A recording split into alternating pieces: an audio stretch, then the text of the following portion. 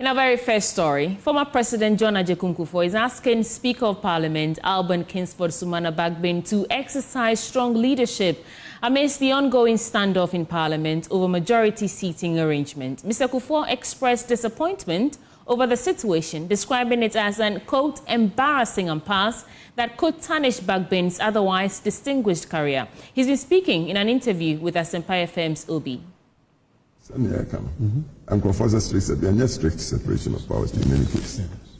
Then you can say executive president here on for majority of ministers from parliament. Immediately just a hybrid, just a executive. Judiciary, by operation of law, no passive. But we need to activate it here. On all financial what the constitution intends and means. Sure. But for Ghana's sake, you know, be a baby, Casa, make us be a binone in a much day. Influence the situation. But at the end of the day, no, Speaker, no, Netria, Parliament, no, and intimate minister, and say, Onion Tonohoso, what the pain says, a whole Ghana history, the judicial movie. Minister said, history, no, on my recording in ways, yeah. Was several by Nachapa. Won't be any fair. Chance because hey, Nipasona did they be by a parliament to cry and no, I have cried the be by and I don't wish that for him. To Mr. Nara, Mr. for Ghana's sake, on through beyond that funny for formatry. No one's through, say, Mumra Metrances will be answered baby and what it done. Yam family said, I can't boss me on the boss.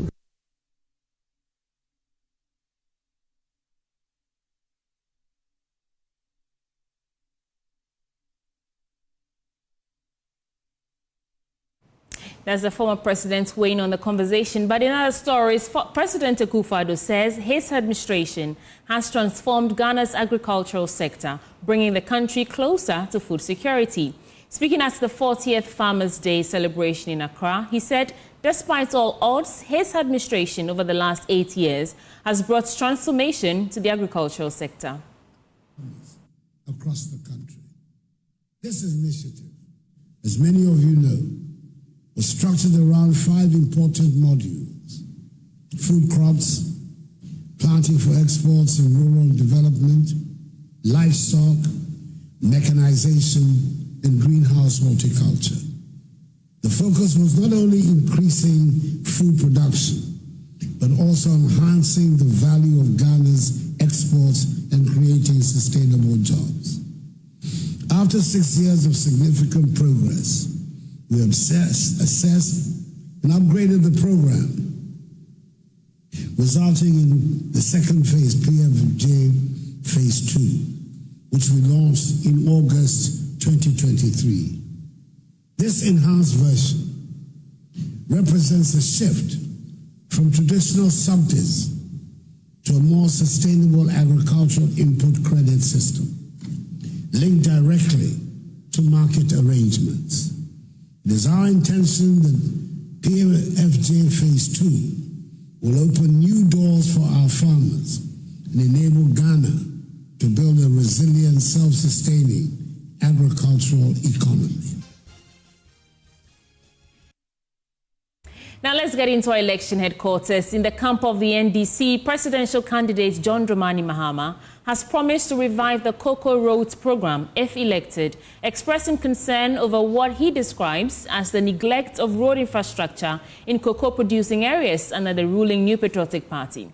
Speaking in Esikuma Odobing Brakwa constituency on day 2 of his tour of the central region, he criticized government for suspending the program to conduct contract audits, which he says has left many roads in a deteriorated state. Maxwell Agbagba is with the team and joins us with some details. Maxwell, how's the campaign trail faring in the central region? What more can you report? Earlier, he was at the Esukuma Odobin Brakwa constituency, where he promised the people that a future NDC government will construct a Gary processing factory in their community. That was after a plea was made by the chief of the community that a lot of the young people in the community, in the Brakwa community, are unemployed, and that he would be excited if a future NDC government could establish a factory in the community. The NDC presidential candidate John Mahama promised to construct a Gari processing factory in the community to help the young people. Also, he was in the constituency of Kasela Tufosin before he went to the Konfi community, and then now here in the Mankinsin community. At the Konfi Imuna community, also in the central region, the chief of the community raised concerns about what he described as neglect of the community by this current NPP government. John Mahama promised the chief that a future NDC government would prioritize the needs of the people and provide them whatever that would help with their development. Key among the things he's been talking about here in the Mfansaman constituency, specifically at Mankisim, and then also in the Brakwa community and other places that he's visited, is the promise of the NDC's market enhancement program. He just mentioned that, and you can hear the crowd shouting in excitement. He's also been talking about the National Apprenticeship Program that he says will provide more jobs to young people. He's also been talking about a 24-hour economy, which he says will require the recruitment of more people into Ghana's security agencies. He says specifically 25,000 people will be recruited into the state security services, specifically the Ghana Police Service. And he says that the process will be decentralized to ensure transparency and fairness. These and more he's been saying on the campaign trail here, specifically at Mankisim. Thank you so much, Maxwell, again for bringing us sounds and sights from the central region on the campaign trail of the National Democratic Congress. Meanwhile, Chairman of the National Democratic Congress, Johnson Asiedu Nketia, has accused government of rendering the local government system powerless. He says the present order, where the District Assembly Common Fund has been collateralized, has denied the system of funding to develop local communities. Here's more.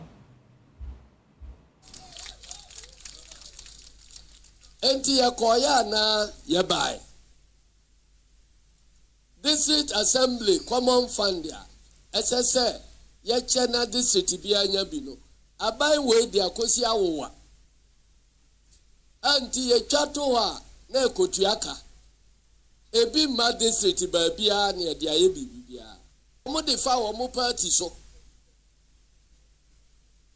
mfaso ni subie. The NPP has no interest in rural development. They want the people from small communities to continue staying in darkness while they live good in the city. But we want you to have all the amenities we enjoy in the cities. You deserve electricity like everyone.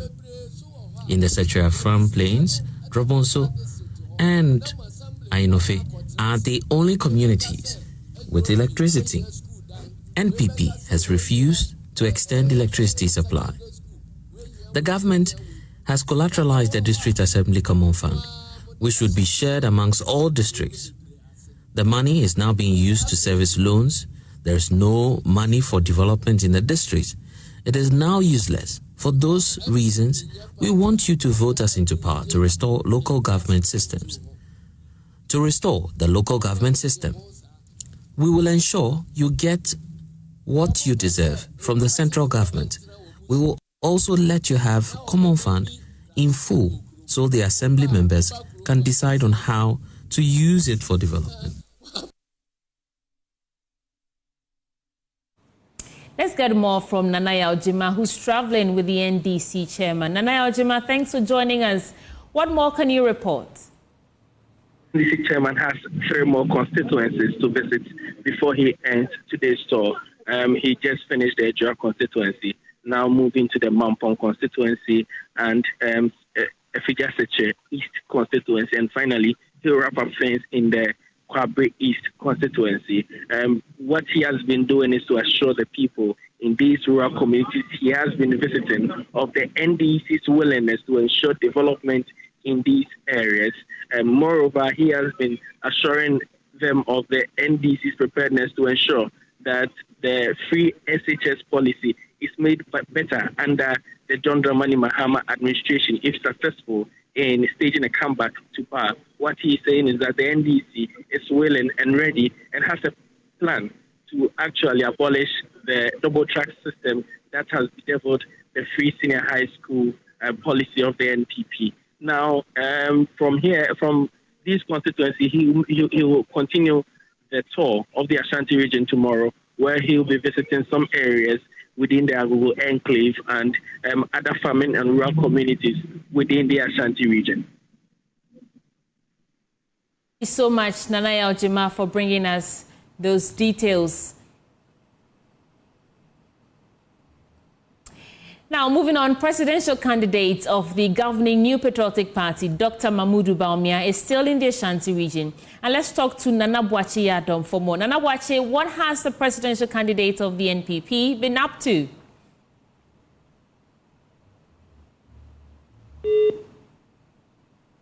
For all the Ashanti region. As I speak to you, the path of the vice president is moving all the way from Glasgow to your Preco constituency. Let me give you a clear view of how the campaign has been this morning. Earlier, the vice president was in the Ashanti Central constituency.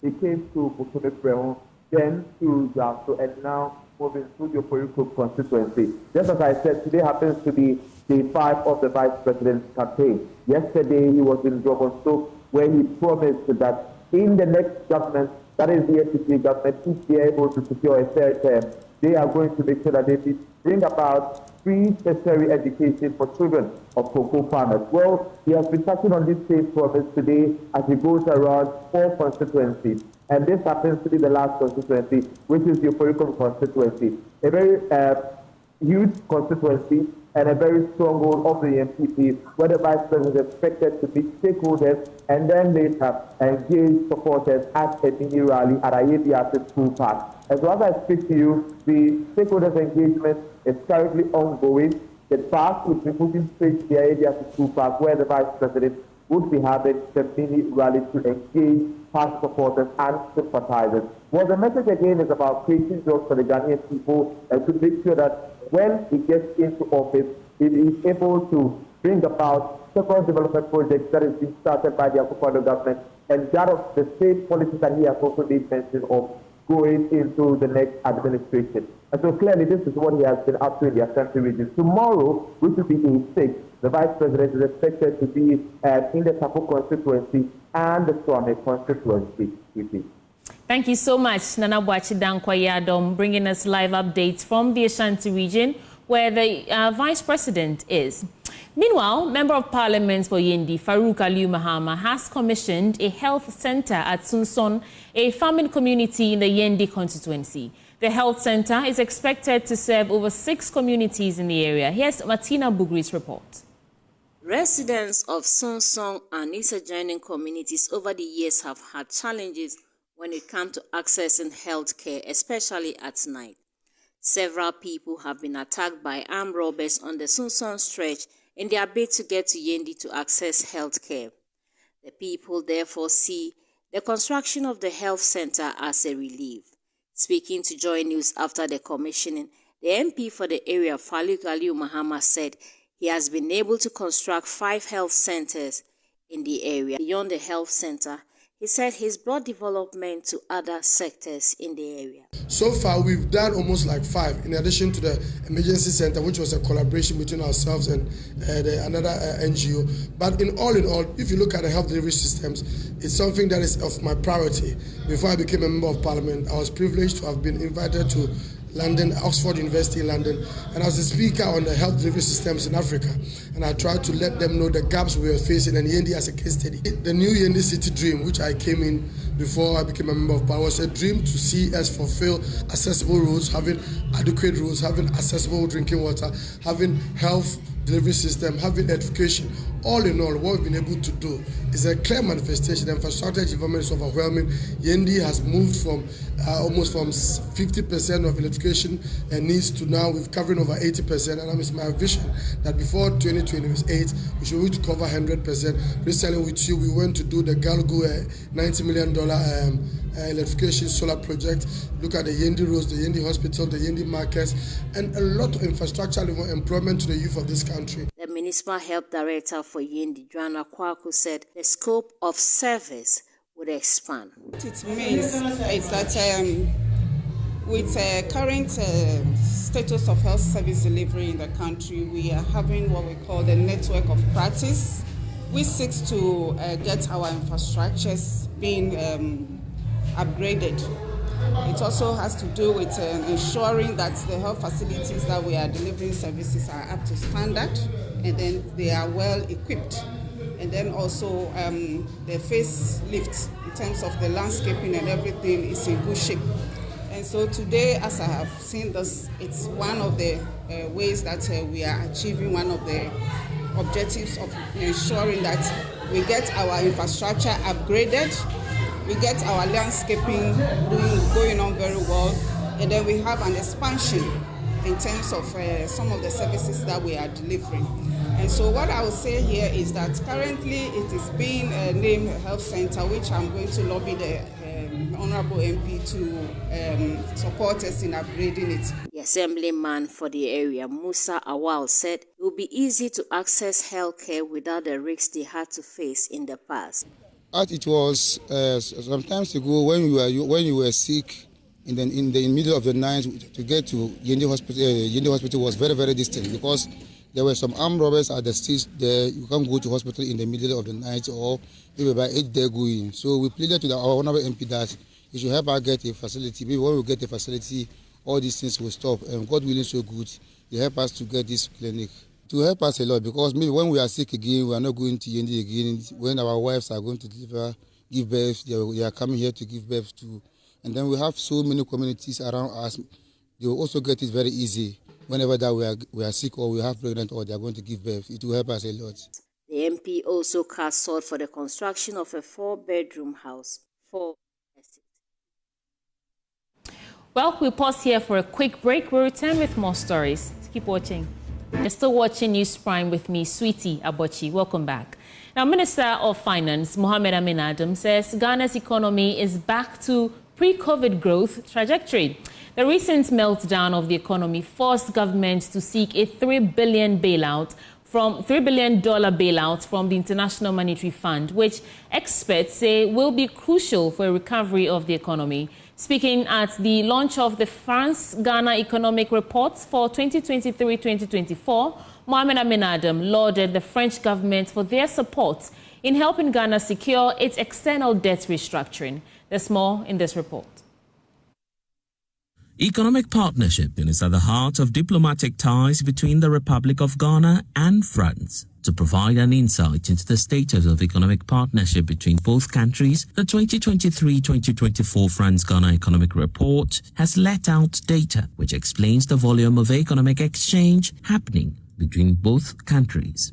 As far as development financing is concerned, I have been briefed that over the last 30 years, the French government has supported Ghana with over 2 billion euro in various facets of our development. And I'm always happy to say that this economy has come back. The economy has rebounded strongly. A growth rate of 5.8%, half year 2024, is by 0.4 percentage point more than the growth rate half year in 2019. What it means is that we have come back to the pre-COVID growth trajectory, and that is a demonstration of how the economy has come back. According to the report, French foreign direct investment in Ghana amounted to over 2 billion euros in 2021. However, there are hopes that this figure would increase in the coming years. Well, many thanks for your time. That will be all for JoyNews Prime tonight with me, Sweetie Abochi. And for more news, do log on to myjoyonline.com to keep you informed and updated. Enjoy the rest of your weekend. We're back tomorrow with more news.